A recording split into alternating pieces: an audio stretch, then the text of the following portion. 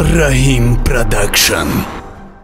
زندگی چنینه فهمیدنش چقینه عشق غمیان تو با دل خول ننشینه.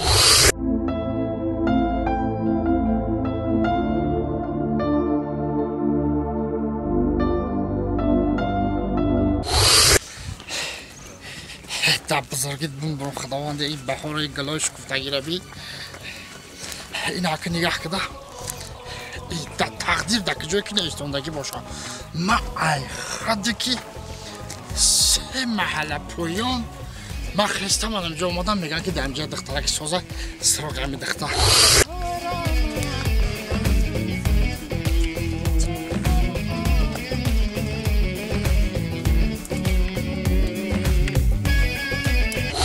کسی با پرسیدن نکن یکم کسی خراب همه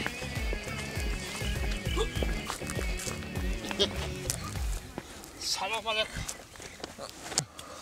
سلام علیکم. میگم که برادر خودت نوشیدگی؟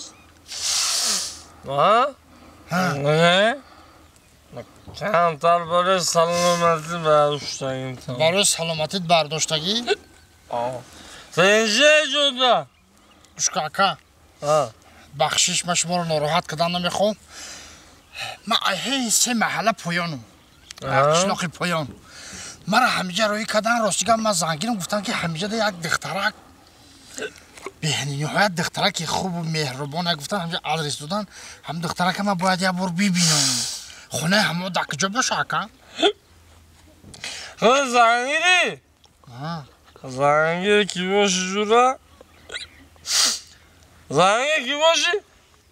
خونه هلدی بعد این هم با خونه هلدی همجا ده یه دختری باشو هسته دختری لغزه نکی اتیاد کن نکی سخ اتیاد که سخشون گزنده نگزده بو اینم خیلی با سرت جمع خوره؟ رش کن آمد دوی زب بدین پوک دیدی یه ساک داره پاک داره دمی این نوزان داری وقتی گرمی وقتی عرقیه عرق میزنی دمی انا هوزی میرم انا می علفای بهار کتی یک آشی توپا میکنم کتی خانگی ها میخریم و انشالله با بهار دیگر ما را برسیم. فلک گر فلک صد خونه ویرون کرده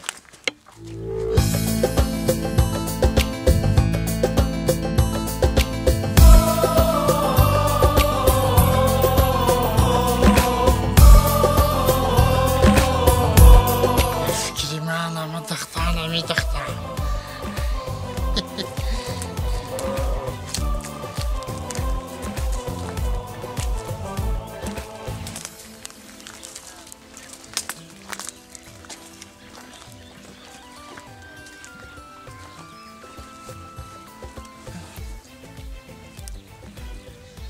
سلام علیکم.